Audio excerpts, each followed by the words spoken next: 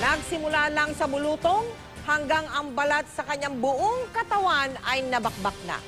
Ganito po ang kalagayan ni Donita Maming ng ating makilala noong Marso.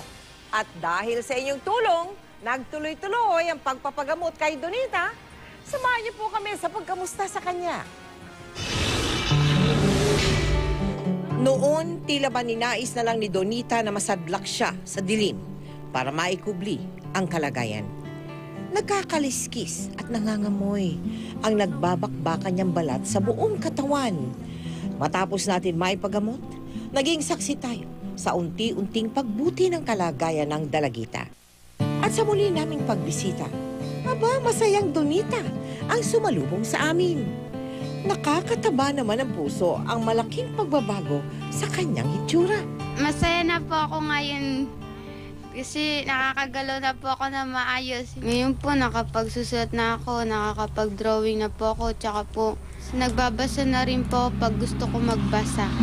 Ang bahaging ito nga ng kanilang bahay, puno na ng mga obra maestra ni Donita. Kung dati ayaw na raw niyang mangarap, ngayon, sa kakaibang kislap ng kanyang mga mata habang gumuguhit, batid namin na bumubuo siya muli ng mga panibagong mithiin. Kasi po kaya po dinrawing ko yung kabukiran para po pag may sarili na po kami lupa, para po wag wala po kami bigas, may pagkukuhanan po kami na makakain namin. Madalas pa rin ang pagkain niya ng yelo. Dito kasi napapawi ang hapdi ng kanyang balat, lalo na pag mainit. Sana po magtuloy-tuloy po yung pagkagaling niya. Salamat po sa inyong lahat.